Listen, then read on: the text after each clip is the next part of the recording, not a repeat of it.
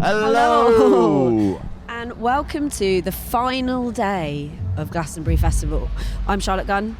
I'm Dan Stubbs, and we're here in the NME compound, backstage at the Glastonbury Festival, where the sun is going down on another year. It's a very sad time, this moment, I think, where it suddenly dawns on you that you've got to go back to... Reality. Reality, yes, tomorrow. But there's still today. Yeah, Emily Eavis has said this is the best year. I mean, yeah, it's traditional for at least one of the Evises, usually Michael, to say that it is the best year ever, but this has got to be up there, not least because it's been glorious weather, but also because it's just been like a phenomenally organised festival. When they take a year off, like they did last year, yeah, it stings at the time, but then you come back and realise they've done loads of incredible new stuff. Like they built a pier at the park stage, which is just like a pier. Yeah, it's unbelievable. You're kind of walking around and thinking... There's a pinball machine, yeah. There's a sort of Zoltar fortune telling thing, yeah. There's a robot band. A robot band that we never saw them play. So. Candy floss stalls. It's amazing. The new Arcadia feature, Pangea. It's a big... Let's be honest. Crane. But I think the crane has got mixed reviews compared to the spider. The spider was quite exciting. Yes. Everybody loved the spider. The spider breathed fire and was quite sinister. But I think what we've realised about cranes is they're not that exciting, a crane, really. They're not. Yeah. But I think the spider had, he'd done his time. Yeah. Well, yeah, exactly. Yeah, they've retired the spider. It was time for something else. But there's loads of brilliant new stuff, and it's just been, it has been a phenomenal year. So we're going to talk through some of the highlights of what's happened here and show some clips of the things we've seen and done here. First off, we're going to talk about breakthroughs. So there's always some big breakthroughs at Glastonbury where acts kind of come along and they really own it and just ramp themselves up a gear. So the first one and the most obvious one that we've got to talk about is Stormzy, who headlined on the Friday night. He has only one album out. I think there was some complaint among certain people when it was announced that he's not got the chops to do it. But Glastonbury's always done that. Yeah. That's the thing. People have short memories when it comes to Glastonbury headliners. They do, and compared to The Killers, The Cure, who are the other two headliners on the Pyramid stage, he's only got one album, but this festival is about celebrating the new as well as established acts. And I think Stormzy's breakthrough moment actually was 2 years ago, which when we spoke to Emily Eavis at the end of the 2017 festival, she said that Stormzy's set then was the moment of Glastonbury and that he had to be a headliner. And he has worked his arse off. Like, that show that he delivered was incredible. He was out to prove everyone wrong, and I think he really did that. That's the thing. It was like, with all the different elements of it, the cyclists, the ballet dancers, the kind of, the Jay-Z message and all this kind of stuff. He really kind of like put everything into this one performance, which, no disrespect, a band like The Killers might just turn up and think, hey, we're just going to do a Killers show. This was not just any old show. This was a spectacular, a one-off, once in a lifetime spectacular. And it meant a lot to a lot of people as well. I think and he said it was the best day of his life. I imagine it probably was. I believe that. Yeah. Whereas, the other bands, I'm sure it means a little bit less to them, because how could it mean the same thing? So just over there just now, we tried to squeeze into the Billie Eilish crowd, which was absolutely enormous. It kind of probably the biggest crowd I've ever seen at the other stage. Yeah. And she'd already been moved up in her slot to a kind of a later slot. She's a real sort of phenomenon of this year. She's kind of her debut album only came out in the springtime. She's just huge. You've got people, every big artist, established or otherwise, has kind of name-checked her as a real influence, someone to watch, someone they really admire, and she's just got a really, really good message about her, and her songs are banging also. And also she seems like an incredibly chilled out dude, which is quite, the way she commanded the stage with such calm at the age of 17, 18. Yeah. It's not how I was at 17. I would probably been trying to cover up some pimples or something. Yeah, I'm not sure you were ever going to get another stage slot. Well, probably not, no. The John Peel tent is often the place for finding exciting new acts. Williams Green to a certain extent now, but the one kind of massive kind of John Peel tent buster that I saw this year was Jerry Cinnamon, who is a Scottish singer-songwriter. I wrote a piece about this. He doesn't really get any support from the mainstream media, so this is a real kind of word-of-mouth success. And as a a Scouse girl told me the whole place was full of Scousers and jocks. That's what she described it. He's kind of working his way down through the country from the north, like the wildlings or something. You know, the Night's King. Yeah. Excuse me. And in terms of the Caledonian takeover, you've got to say that Lewis Capaldi was a big hit this year. Lewis Capaldi is proving that personality wins over quality. Anything else. Someone here described him as an Instagram influencer who happens to make good music as well. Well, sorry, music as well. Which is kind of a good way of thinking about him. Like, he's great, but I'd rather see him in stand-up than what. Like, you know, I'd rather have a chat to him. I'd rather have a night out with Lewis Capaldi. Some songs. I saw some songs. Yes. Well, in terms of hanging out with Lewis Capaldi, though, you did do that. I did, fresh off the stage, and you know, there's no ego about him. I was like, how was that? Big moment, and I was like, meh. Well, in fact, we can see a bit of that. We can right now. Let's have a look. And you came on, for anyone who didn't see, you came on to little Noel G Slam. dig. Yeah. Well, I love Noel Gallagher. I think he's, as you can see, I think he's incredible. But what I love most about Noel Gallagher is his digs. Like, for years, I have watched compilation videos on YouTube of Noel Gallagher slagging people off. And it's like, I think it's hilarious. I think it's so fun. Him and Liam, I think, when they slag people off, is brilliant. And when I found out that he had slagged me off, and people always keep saying, like, are you just saying that to, you know, to kind of deflect from how you really feel? I swear to the Lord, I was buzzing when I heard someone told me that Noel Gallagher slagged me off, and I was jumping about. It's mad. Like, because it's at that point you're like, I've made it. Do you know what I mean? I've arrived. Do you know what I mean? But I think, yeah, it was cool. But I thought, what I also like, I like to have a laugh. Like, the way I've grown up, my family slag each other off as a sign of affection. So I like to kind of dig back. But I haven't actually slagged them off. I've only said lovely things about them. Like you just did. I've smothered them with love. Yeah, and I think he's brilliant. And I just thought, let's have a back and forth. It'll be a good laugh, because it's like something like so funny. And again, a very few people I can say they've been slagged off by Noel Gallagher, and I'm one of them. So Liam's on in a bit. Have you bumped into him anywhere? Someone tweeted saying, like, last week though, they said, are you a Lewis Capaldi fan, after that all came out, and he was like, I am now. Of course. Which I thought was of course, yeah. But I'd love to meet him. That'd be brilliant. But I definitely want to go see his set. That's kind of why I want to push back my bus time, so I can leave a bit later. But I think it'd be brilliant, wouldn't it? I definitely, my walk on was more a homage to Liam than anything else. Really. Yeah, was it a reference to the Jay-Z thing or not? It was kind of because I saw the Jay-Z thing, and I was like, I'm having a bit of that. Do you know what I mean? I was like, let's do it, and I thought it was hilarious. So I thought, why not give it a second go at Glastonbury? Amazing. And now me and Jay-Z are the only people who've walked on to think, what an exclusive club. So today has been the day of the big pop megastars taking over Glastonbury. Not just the pop megastars, women. True. It's a women's takeover. They are women. We had Kylie and Miley. Back to back. And Billy. So Kylie was supposed to play in 2005 when she was supposed to be headlining. She had to pull out of that because of health, and it's taken all these years to get back and play the Legends slot. And you know what? It was a big, fun pop show. And you saw Miley Cyrus, right? That was kind of a moment. Yeah, I mean, Kylie's set was emotional. It was cheesy, but in a brilliant way. She's got so many hits, and the crowd for Kylie was huge. She brought out Nick Cave. She brought out Chris Martin, who's pops up a couple of times this weekend, hasn't he? Yeah, you can't miss Chris Martin, really. No. But yes, Kylie into Miley. Miley was amazing. Miley won on Guess because she brought out her dad, who is like that is real dad goals. And Lil Nas X. And Lil Nas X. So they did Old Town Road, which was absolutely brilliant. Then after this, Miley comes out as Ashley O from Black Mirror. Did the Nine Inch Nails covers. It was quite brilliant, I've got to say. It was really good. Sorry. But there was a lot of people in the audience that we found who were very excited for Kylie. We asked people to demonstrate how excited they were by spinning around, and this is what happened. Hi, I'm Kevin E.G. Perry from NME.com, and we're here at Glastonbury 2019, where tomorrow Kylie Minogue will finally make her Glastonbury debut.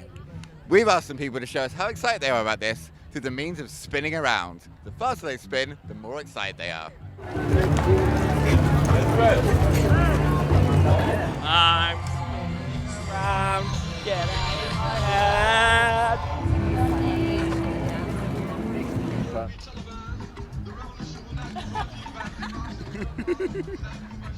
If you move out of my way.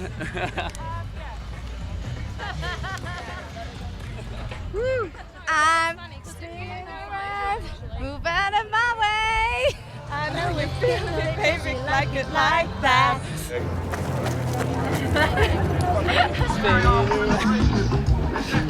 Yeah, that was about my Would you like was about my show us a spin to show how excited you are? Is Kylie Minogue playing? Is she really? I know you know it Tomorrow, because you like it like this. She was nearly my mum. She was nearly my mum. I reckon you would have looked a lot better if Kylie Minogue was your mum. So that was one of our writers, Kevin, getting people to spin around in a field, because that's the kind of fun we have at Glastonbury. I think it's worth talking about all the sort of far-flung corners of Glastonbury that don't necessarily get represented everywhere else. We've been investigating the circus field, we've had people in the kids field with children, and there's amazing comedy, there's been Shakespeare. It's so much more than just what you see on the main stages. Yeah, I think that's the thing about when you see Glastonbury on TV is that like they don't really show you what the extent of it. You can kind of walk around this festival for 4 or 5 days and still leave feeling like you missed a million things. Of course. When this lineup came out, there's always a lot of naysayers and people complaining about the headliners or about the bigger acts. It just doesn't matter because you will find that every minute of your day you could do one of like 100 amazing things, and like it's really one of those places where if you walk around you are rewarded with like just incredible sights, one-off experiences. There's really there's nothing like it. It's barely a music festival anymore. It's just a kind of a sort of alternate universe that you get to live in for a little bit. Definitely, and I think anyone who gave their ticket back in the resale based on the lineup should really be kicking themselves right now. There has been one big talking point this year, hasn't there? Which is that, do you remember yesterday? It was hot, wasn't it? Oh, it was very hot. Very hot. As we're in Britain, the weather has been a real topic of conversation, and for the opposite reason they usually get at Glastonbury. So we sent someone out into who was it? Into the wilds. Yeah, one of our guys, I don't know, into the crowds to talk to them about how they've been keeping cool, and this is what they said. Hi, I'm Kevin E.G. Perry, you're watching NME.com, and we're at Glastonbury 2019, where, in the immortal words of Martha and the Vandellas, it's like a heat wave. We've been asking people how they've been staying cool. It's all in the body hair. That's how you stay. You gotta have the right body hair to stay cool. It's up here, it's down here. The healing centre of the festival is so good. Oh yeah, you could go naked in the healing tent. We saw a couple people naked there. Beer. No, beer, water. Always have a water. Excellent. One beer, one water. Watermelon. And wear a shirt that has watermelons on. And also get burnt and cover yourself in glitter. Hire a stall, sit in it all day. That's the best way to do it. Stay in a gazebo that you've hired. Yeah. Avoid strapping a baby to your chest. I'd say that's probably the best way, and get yourself a nice cold lemonade. I've been here 3 times and I can honestly say, it's the hottest one by far. We're making sure that we go to as much shady places as possible, but then making sure we don't miss the music at the same time, but it is fabulous. There's a lot of sweat. Too hot. It's too hot, like Thailand hot. It's the hottest one I certainly remember. We did have one a couple of years ago. I remember on a Wednesday afternoon watching the football. But I'd say this is hotter. Look at the state of me. Haven't even started yet. So Glastonbury is a festival that really cares about, it has 3 big sponsors, 3 big causes. So it's WaterAid, Oxfam and Greenpeace. It's always been had a very environmental focus. I would say this year more than ever. So they banned single-use plastic bottles, which means you've got to bring your own refillable bottle, which apparently has saved 1 million plastic bottles being in a whale's tummy. Which is nice. Yeah, it's really good. And actually we heard that from David Attenborough, who was a surprise guest on the Pyramid stage. You make out like that he said that personally, but you know he was addressing about 100,000 people. Oh, of course, yeah. No, sorry.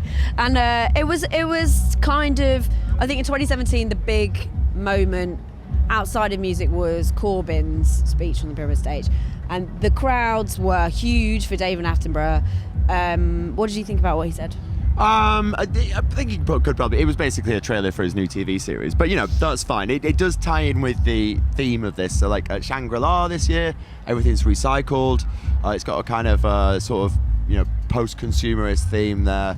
There's a lot of stuff here that's just entirely focused around the environment. The Greenpeace area has been really active all weekend, and Extinction Rebellion. Been a big topic in the news lately. Had a big presence here this weekend, and they did a march on Saturday morning, and we went along to see what it was all about.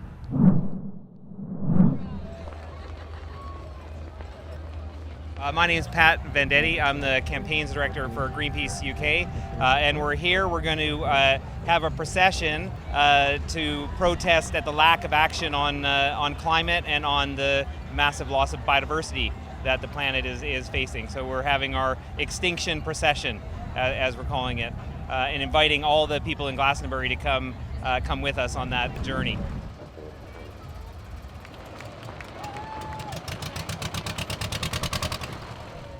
We're volunteering with a charity, so we're not working right now, and we heard about the march, so we wanted to come along because obviously we do care about the environment a lot. So yeah, it's like quite inspiring. There were loads of talks happening.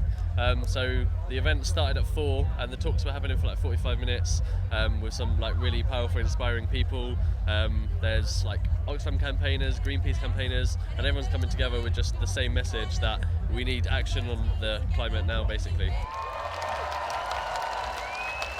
I've been running environmental community centres for about 30 years, and I know how critical it is for the environment and what's going on with climate change, and we all need to get together, realise how bad the problem is and start working on the solutions, and we need a global cooperation to bring about a more sustainable future.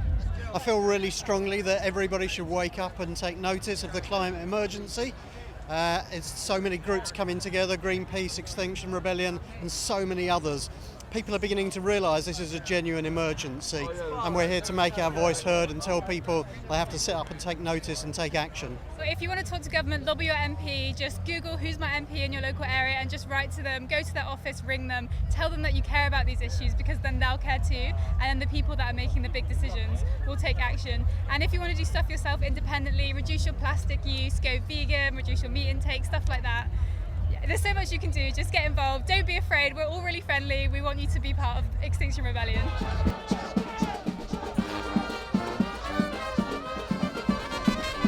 There's just so much energy here, and there's so much compassion, and obviously the EVISes are very behind the cause of having a healthy ecosystem and a healthy planet. And I think the energy people brings just lets us just do things and send really positive messages to the world that together we can make really great changes. Glastonbury is always extraordinary. It's always amazing. It's always an amazing coming together of people. But today is really special. It really is an emotional coming together for lots of people who really care deeply about the planet. Another big talking point at Glastonbury is always secret sets.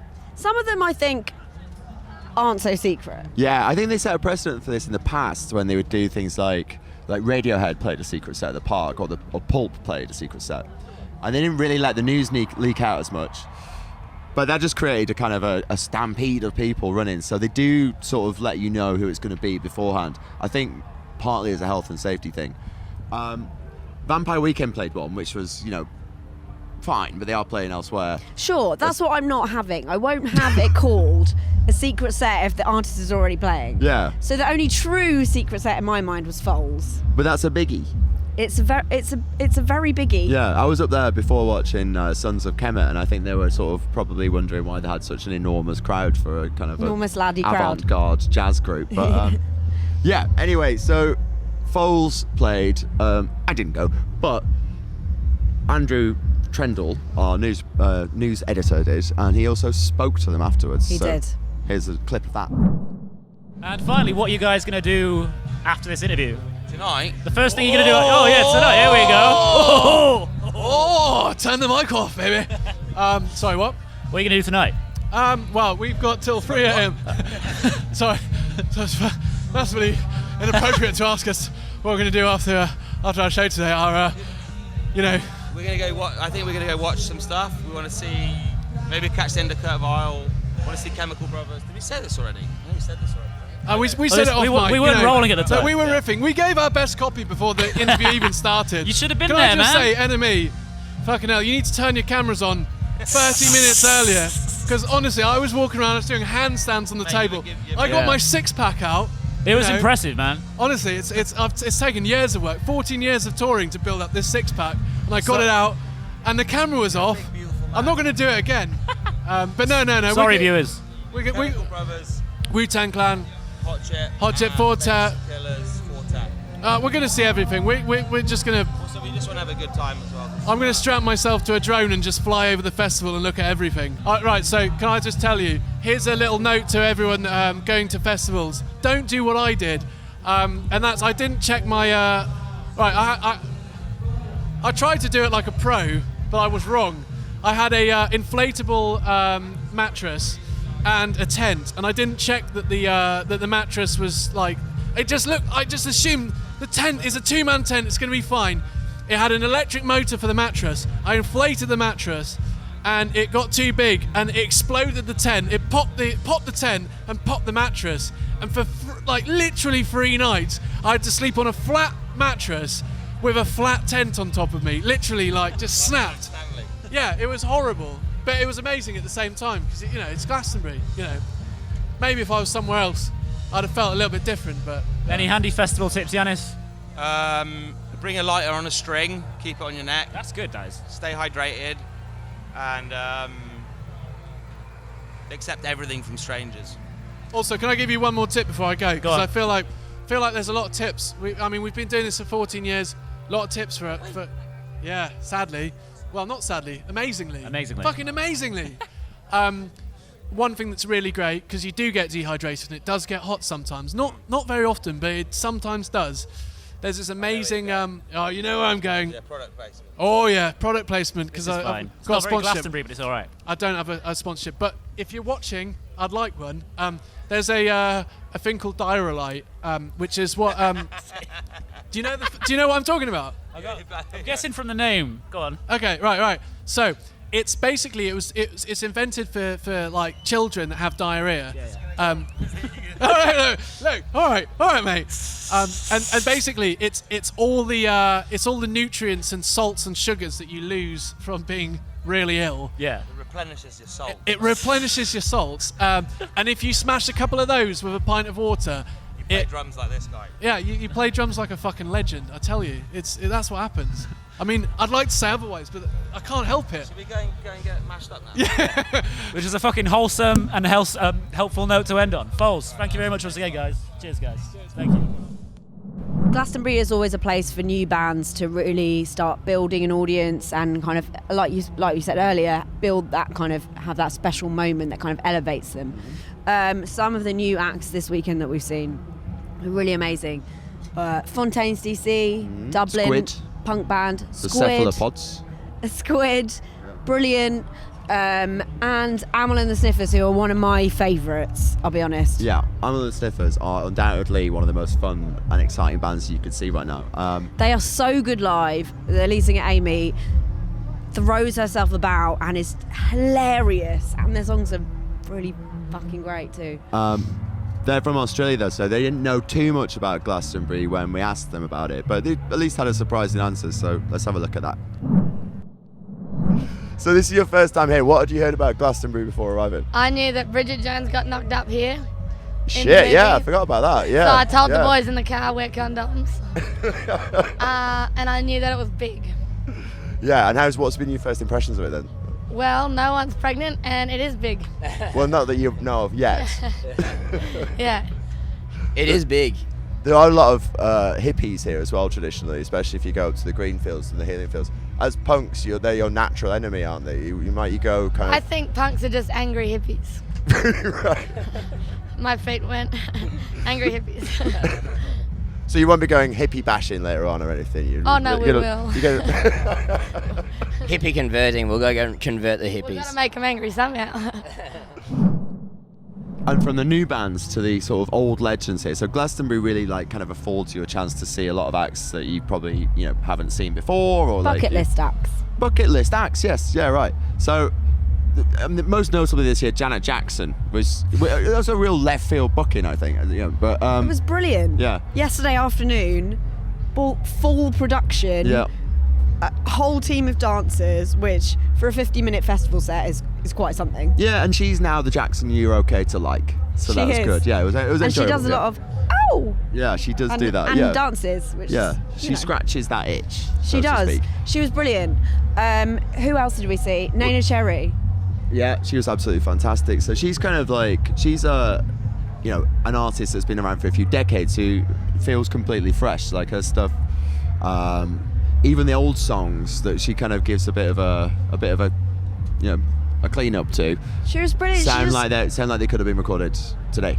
Yeah, and she just gave it everything. She was on stage with a steel drum band from North London, and Buffalo Stance was a special moment for me.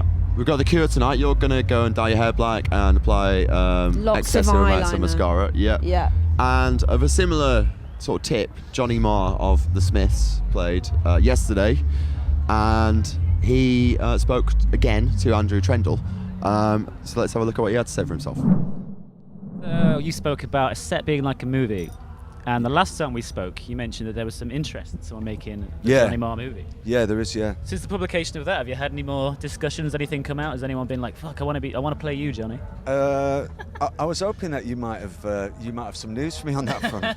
Andrew, rather than a movie about me, I'd rather just be in a movie about a villain. Yeah. That's what I'm looking for. Oh, you mentioned you get a lot of drug dealer offers. That has happened, yeah, a few times over the years, yeah. What would be your ideal quite villain? Quite a range. Ideal villain? Ideal villain would be someone who's got that European intrigue and menace, and also access to European clothes. Are you thinking like white linen suits kind of thing? Yeah. Yeah. Yeah, the that's kind of right. Russian gangster look. Russian gangster, that's exactly it, yeah. Can you do a Russian accent though, Johnny? If you give me 5 minutes, I'll be able to pull it off, yeah. Maybe they should put me in Killing Eve. Yeah. You watching? That'll work. There you go. That was Andrew Trendle with his old pal, Johnny fucking Marr. Now, Glastonbury is a place where people meet and people fall in love, people fall out. Maybe, have some... People copulate. I mean, do they? Oh, I believe so. So grubby. Speak for yourself. This year in particular was a very romantic one because there was a wedding on site, wasn't there? It was lovely. Well, you weren't there, but our cameras were. That's the most important thing, so we can share it with you. So let's have a look what went down at Glastonbury's, I believe, first ever during festival wedding. This is Sarah. My name's Jack. We're here at Glastonbury Festival, and we've just celebrated our marriage.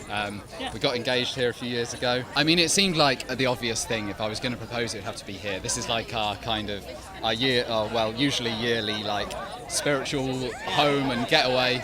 And we've had so many like life-changing moments here, watching bands and just enjoying the other things that the festival throws up.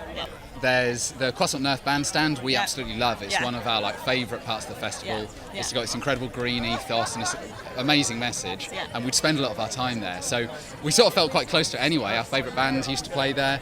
So we got in touch with the organiser, and she was just like, "Yeah, brilliant. Let's have a wedding. Come along." And it's so cool because with the like sustainability message of the festival this year, we just thought this is perfect. It's the best place to be.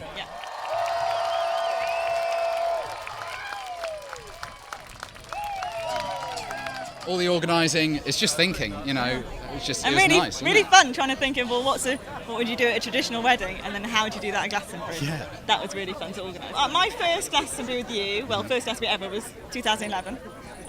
Muddy. I was quite shocked by what it was like. I had to just pull you through the mud. You did. You were half the time, dragging me didn't I? through the mud all the time. But yeah, I think it was basically as soon as I left, I was like, well, obviously we have to do that again. And then we've been back every year since together. Where are you spending your wedding night? Are you in Glastonbury? Well, just in our tent. No, not just our tent. A tent we got for free that someone left behind Yeah, at Glastonbury we did some 2009. clearing up. Yeah. We've been using it for years. Yeah, it's a really good tent. Yeah, pretty. Glastonbury tends to be quite a budget affair for us, so this is like crazy. Crazy for us. Yeah, so But- yeah, just up in the field then.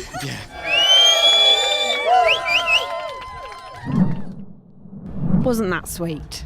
Yeah, now most of all, Glastonbury isn't about headliners or two idiots sat on a box talking about it. It's just about having lots of fun, isn't it? There has been lots of fun. And I think that there's probably no better way to express the sheer fun of Glastonbury than to watch Aurora, the pop star, having a cartwheel backstage at the John Peel tent, which is exactly what did happen when we said to Aurora, maybe could you do a cartwheel backstage at the John Peel tent? Here's Aurora doing a cartwheel Where? backstage at the John Peel tent. Hello, my name is Aurora, and I'm going to teach you how to do a cartwheel. First, you stand normal like this, not like an idiot, just normal like this.